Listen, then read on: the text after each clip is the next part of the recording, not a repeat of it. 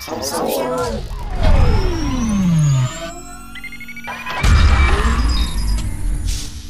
danna subscribe da alamar kararrawa domin samun shirye-shirye.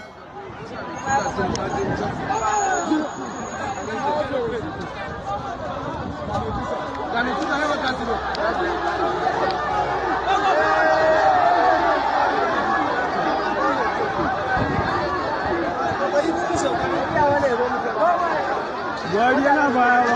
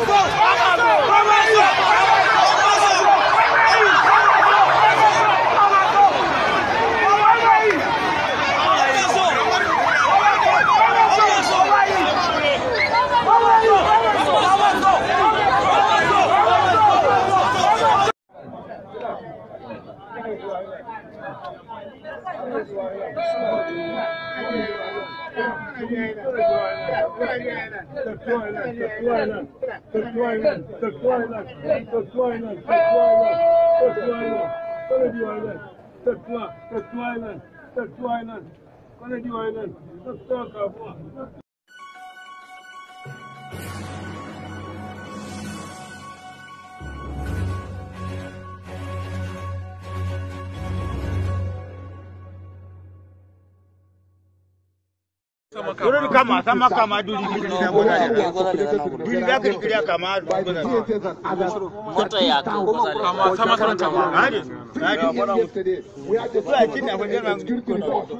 an dauki mata da yara an tafi da mata da yara mota kama da bala le zana wallahi mata da yara an dauke su homa ya kuboza homa dai ne na wani yes gano gana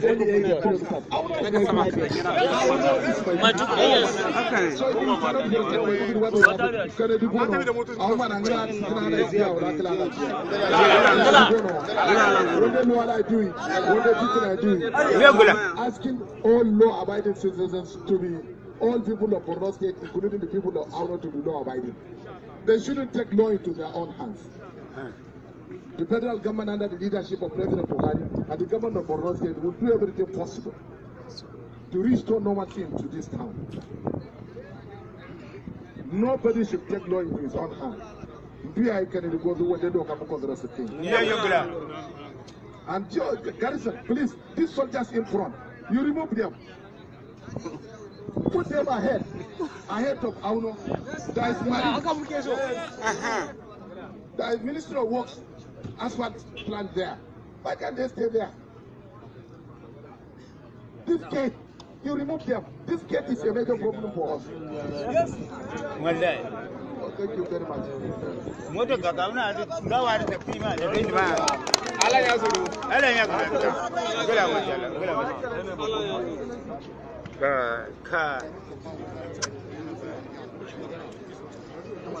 Your Excellency, sir, gentlemen, good morning. Morning.